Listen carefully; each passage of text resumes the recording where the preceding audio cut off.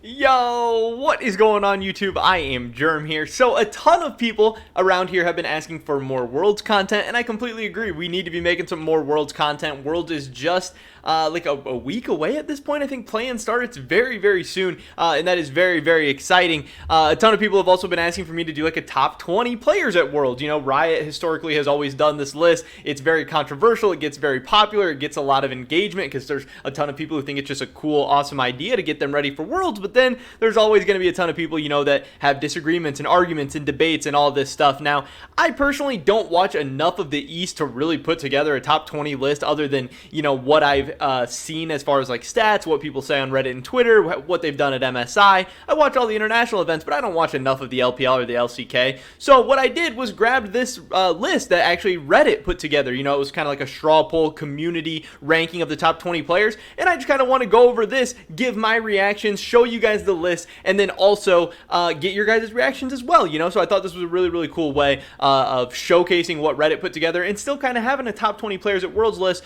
with some of my thoughts and opinions. So definitely drop a like if you guys do enjoy this video. I would appreciate it so much. Subscribe to stay up to date on all my latest content. We're on that road to 10,000 subscribers by the end of 2021. That would be insane. And consider checking out my Patreon, patreon.com/IamGerm. With that being said, let's get right into this one. We have another Photoshop video. I know these are super scuffed, but I really like doing them. My Photoshop videos are some of my favorite videos on the channel, to be honest. The Excel, the Photoshop, all that stuff. So here we go. At number 20, we have Deft. Now, this surprised me a little bit. Obviously, Hanwha Life 80 carry here.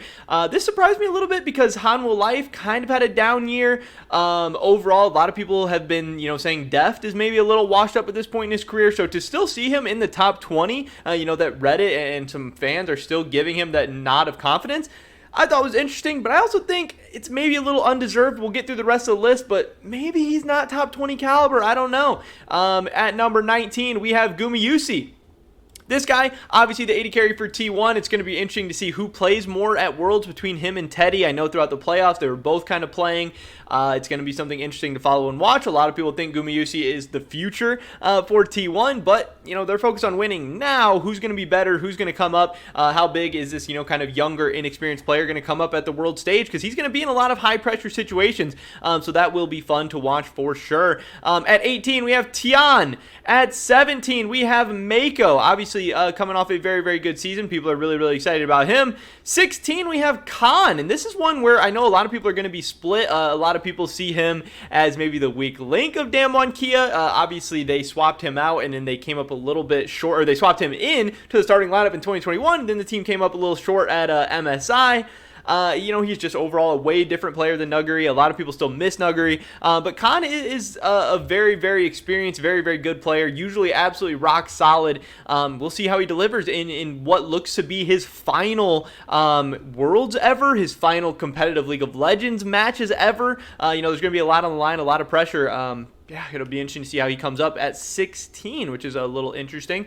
15, we have Humanoid. This is the first player from the West, and I'm actually really, really happy to see that Humanoid is getting some props here. I think it's really, really cool. Mad Lions has been a good team. They made top 4 at MSI. They only lost 3-2 to Damwon Kia, which I thought was really, really cool. They were competitive with Damwon Kia and RNG throughout the whole tournament. Humanoid has been a beast all year. I really think at his peak, he is absolutely a world-class mid laner. Now, does he always show up at his peak? No, but if you know, a good Humanoid and a good Mad Lion shows up to this tournament, they can do some damage, and it's all going to be centered around the man in the mid lane. So I thought this was cool that he was ranked this high up. Next up at 14, we have Ruler. Ruler is insane, just an absolute beast. I love watching him play. He's one of my favorite. I mean, all time, Uzi is definitely my favorite 80 carry to watch. He's absolutely crazy. But man, Ruler is up there. Ruler just has some nasty, nasty plays. If you have Ruler on your team, you know, the game is never quite over because he can always just pop off and carry a late game team fight. I'm very, very excited to be watching him at Worlds. Him and Humanoid are actually very, very close. 13, we have Gala. At number 12, we have Ming. At number 11, we have Keria. Obviously going to be another very, very interesting guy to watch out for T1. And now we are getting into the top 10. So I'm going to bump this list down a little bit. Hopefully not too far. Hopefully we don't leak anything. Trying to get it down. And at number 10, we have Nuguri. Obviously, top lane for FPX. He is going to be a defending world champion. FPX is going to be a tournament favorite. He's very, very fun and exciting to watch. But again, another player who people are a little bit down on this year. People saying, you know, maybe he's not as good as last year. Maybe he's not as exciting. Maybe he'll be an exploitable point for FPX. it'll be interesting to see. But again, Reddit has him in the top 10. So now at number 9, we have Xiao Hu. This guy is coming off just an absolutely insane performance at MSI. It'll be interesting to see if he's able to follow that up. Expectations are high. I think he's going to be a beast once again. I think he's deserving of being in the top 10. We'll have to see how that goes. Obviously, RNG at this point is not looking as good as they maybe did in MSI, but we'll see how that goes. At number 8, we have Faker, and this is crazy to see. Obviously, Faker, is he deserving of the number 8 spot right now? I don't know. That might be rating him a little high, but obviously he has an insanely big fan base. He's always going to be a popular player. People are always going to be excited to see him at Worlds. People are always probably going to overrate him a little bit. I don't know. He's been good this year. Obviously, T1 is headed back to Worlds. They're the 3 seed for Korea, and there's a lot of questions. Faker's not clearly the best mid in the world anymore. He's not clearly even the best mid in Korea anymore. But does that mean he's less than a top 8 player? I don't know. It's going to depend. It'll depend how good he steps up, how good T1 is able to play around him. Either way, people are just overall pretty happy, pretty excited to see Faker back on the international stage because it makes it way, way more fun when he's there winning or getting beat or whatever. It's going to make it exciting. At number 7, we have Scout in the mid lane. He's going to be a very, very fun player to watch as well. At number 6, we have Tarzan. Obviously, this guy has been just an insane talent, and it's been crazy to see this guy come up over the last couple of years. He's going to be insanely fun to watch yet again, and it's going to be interesting to see how well he's able to kind of rise up and perform on the international stage. Obviously, a big name that a ton of people are very, very excited about and have been excited about for a while now. Finally, the top 5 players at Worlds, the 5 big guys to watch out for. At number 5, we have Chovy. This guy is just absolutely insane. I think it's so funny every offseason how he's linked to pretty much every team in the world as a free agent because this guy has been insane the last couple of years, but he's been stuck on not great teams. He's had not a lot of great help, which makes what he's doing probably even more impressive, but it also makes it even more frustrating that we don't get to consistently see this guy at international tournaments, get to consistently see him in big matches. He should be playing in MSI semis and MSI finals and world semis and world finals, and right now he's stuck on Hanwha Life, and there's some people questioning if they're even going to be able to make it out of the play-ins. But either way, this guy is going to be dragging his team, hopefully to the world main stage, hopefully out of groups. But, it's going to have to start in the play-ins. We'll see how that goes for him. At number 4, we have Canyon. Obviously, this guy's a beast. He's been seen as one of the best junglers, if not one of the best players in the world for the last couple of years. We're expecting him to have a very, very good tournament once again. 4 might even be a little low there. Let's see who's ahead of him. At number 3, we have Viper. This guy's an absolute monster. Just been receiving so much praise throughout the whole season.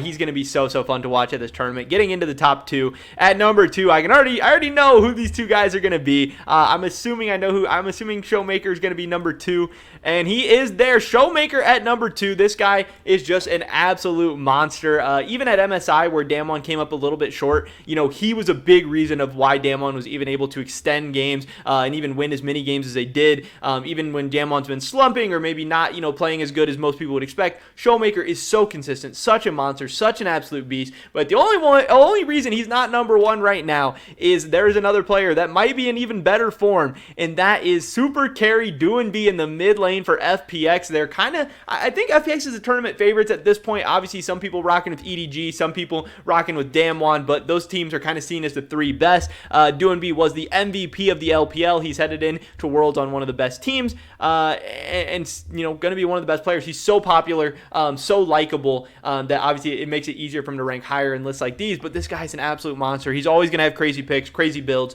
but he also is just a very, very high level mid laner. So fun to watch.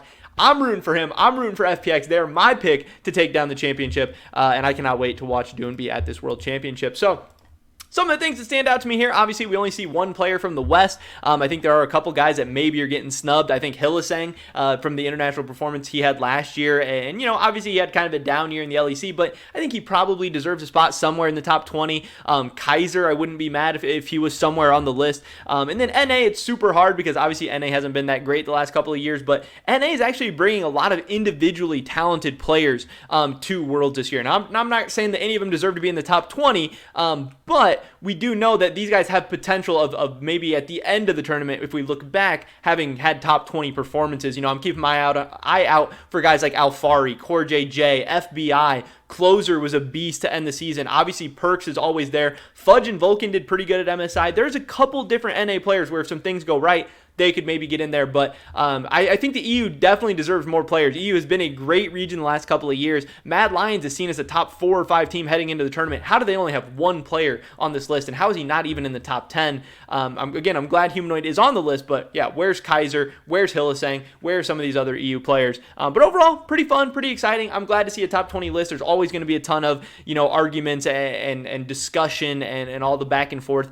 So yeah, pretty much it for this video today, guys. Definitely drop a like if you did enjoy it. Leave a comment down below. Let me know your top 20 list. Let me know what you think is right or wrong about this list. Let me know who you think's overrated, who should be in the list. I don't know. I'd love to hear your guys' thoughts and opinions. Anything you have to say. Subscribe to stay up to date on all my latest content. Hopefully catch you guys in the next one. But until then, peace.